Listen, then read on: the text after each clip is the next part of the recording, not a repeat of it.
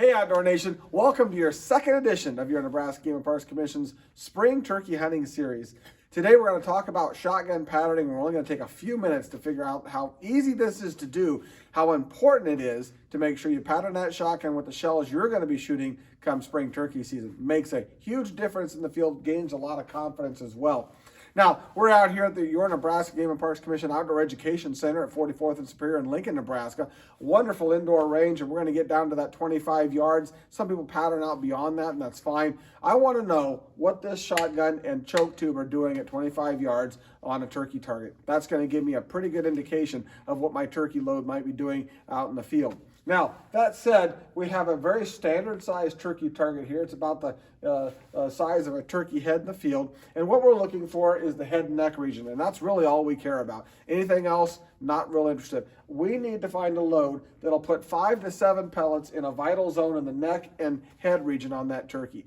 Once our load quits doing that, it's no longer capable of fulfilling our needs. And so we're going to send this thing down range and do that. But first, talk a little bit about the gun we're going to be using this in, because this is a standard semi-automatic shotgun, but we're going to use a really nice turkey choke tube. And I believe this is a Carlson choke tube. There's a lot of those on the market. We screw it into the end of the barrel here, and this particular choke tube does two things. It provides an adequate amount of constriction, something beyond a full choke tube, but not necessarily quite as tight as some of the others that I've seen on the market, but also strips the wad from the shot right as it leaves the tube. That's pretty critical in getting that shot separated so that it gets the best pattern possible.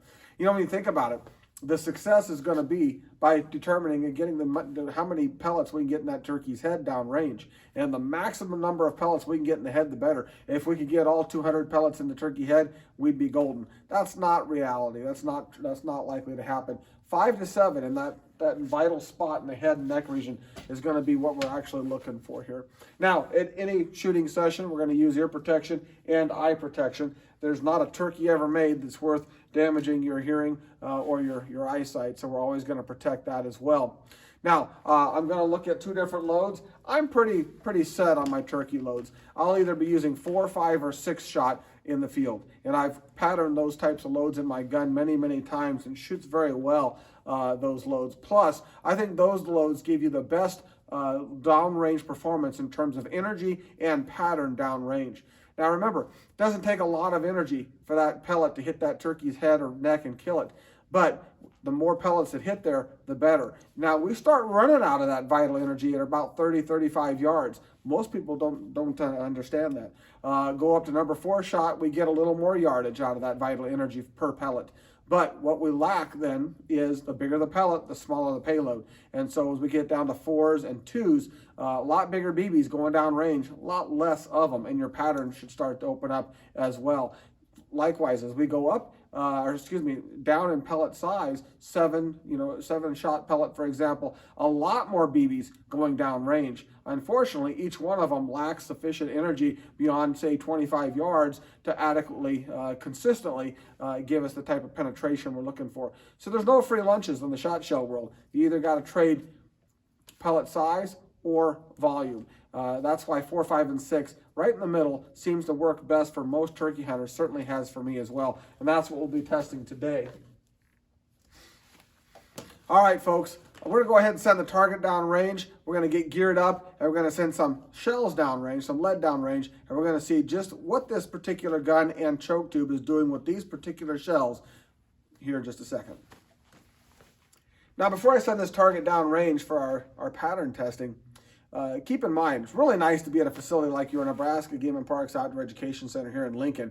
All the variables are really controlled for us, but it's not critical when it comes to patterning a shotgun. I've patterned many a shell in this gun and others by simply putting a big box on the ground, stapling a turkey target onto that box, and then pacing off the distance, and then turning around and taking my shot, giving me an incredible idea of what that pattern looks like downrange. So it doesn't have to be this type of setup, although taking out these variables is really nice. I'm always a big proponent of patterning off of a bench.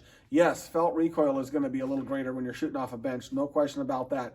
But it takes all the variables out, and it gives you the best understanding of what your gun and your shot shell are doing. And then you're not done. You move to the field and start that patterning using the types of positions you'll be in the turkey woods. For example, if turkey hunting for you is sitting against the base of a tree, pattern your shotgun and practice at the base of a tree. If turkey hunting for you is in a blind, set up your blind and practice out of the blind. That's not necessarily patterning. We already do that at the bench, but that gives you a better understanding of how to take that shot and how to accommodate for all the variables in the field. So a little bit of practice goes a long way. I'm shocked by how many times I hear hunters talk about missing a bird. That doesn't happen when you put a little practice into it. That's something that just a few shells a year get you kind of tuned, if you will, into making that shot from the base of the tree or in the turkey blind. So keep that in mind. A little practice after the patterning go a long way to success in the field. All right, Outdoor Nation, we're going to send some lead down range. Now we're going to start out with a number 6 shot. Oh, excuse me, let's go to number 4 shot. Let's get the big stuff down range first, and then we'll move over to number 6 shot and see what that does. I guarantee you'll see some differences in the patterns. Starting with number 4, that's about the biggest load, the biggest shot size that I will use in turkey woods for the reasons I mentioned earlier. But it seems to be a good all-around downrange performance and pattern size, pattern density that we're looking for here. So you notice we've got the rest out here. We've got the range set down all the way down to 25 yards. Now the beauty of this range is it gives us all that comfort and whatnot, but the negative is if I'm patterning from the field from a box, and I'll often do this still, I can set that box at 30 yards, 40 yards, 45 yards, and see how my pattern changes and get a better understanding that the range in which my pattern is no longer valid for harvesting turkeys. The negative of that is you also forget that pellet energy also is decreasing downrange. So even if you're getting 50, 60, 70-yard patterns, most of our turkey loads, most of our normal turkey loads don't carry enough power per pellet energy-wise to harvest that bird.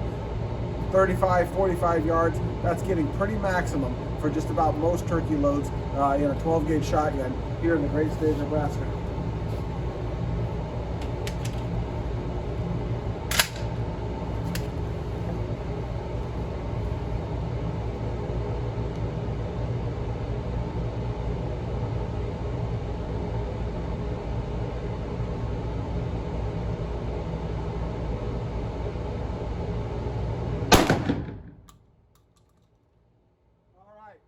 Set the lead down range. Now let's see what we did.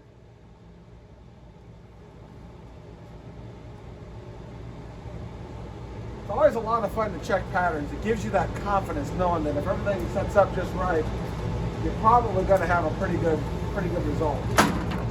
Now, as we can see from this one here, we've got BB holes all throughout the neck and head region here. You can see how big a pattern, how much it's spread at just 25 yards. And to be totally honest with you, this is a number 4 shot. It's not giving us a real dense pattern. Is this good enough? Absolutely. 25 yards, maybe even out to 30 yards, this would be plenty fine. It'd be interesting to stretch this beyond that to see what it does. But here we're talking in the vital region here, 1, 2, 3, 4, 5, 6, 7, 8, 9, 10. We got multiple hits, 11, 12. We got multiple hits in what I would consider a vital region. So we're going to go ahead and switch targets out, and we'll send the next round down range. I always like to start with a fresh target. That way there's no confusion as to what the pattern's doing for you down range.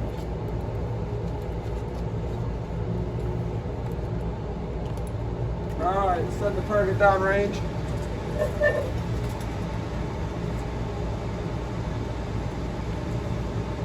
All the way.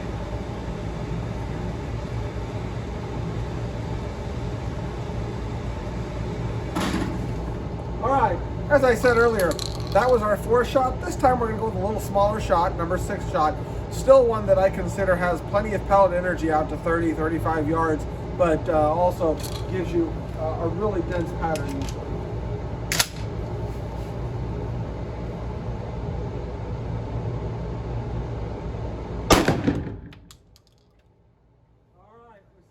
Downrange, let's see what we got for a pattern. Being that this is a smaller shot, more volume in the shell, we should get a little more dense pattern, a lot more hits in the head and neck region. And that's exactly what we got. This one here, you'll notice that now we've got all sorts of hits some doubles and triples in one little hole here, but little hits all throughout the head and neck region. Now, that's a much better pattern, and I would say this particular gun for this particular shell definitely patterned the 6s better than the 4s, but just about any shotgun should do that.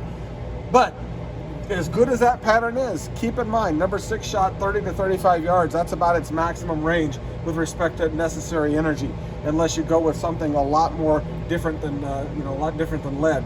So at this range though, multiple hits in the main head area, all the way down the vertebrae, the top of the base of the vertebrae. That turkey would be a dead turkey, no question about that. If we compare the targets, you can see bigger holes in the number 4 shot, but not near as many hits that are peppered throughout this number 6 shot here. And so, yep, we gained a much better pattern, lost energy, but at the ranges that I'm shooting turkeys, 30 yards or so, that 6 shot's just about perfect. I don't need to stretch it any more than that. You know, some people think patterning a shotgun, they all shoot the same, all shells. It'd be amazing if you'd pattern your gun with different loads and spend just a couple hours at the range once in your life, and you'd probably learn that your shotgun and choke combination does not shoot the same shot size from different manufacturers to the same point of aim. And so that's just something to keep in mind. Patterning is what helps you really kind of figure out those differences and fine-tune those differences in the field, for the field.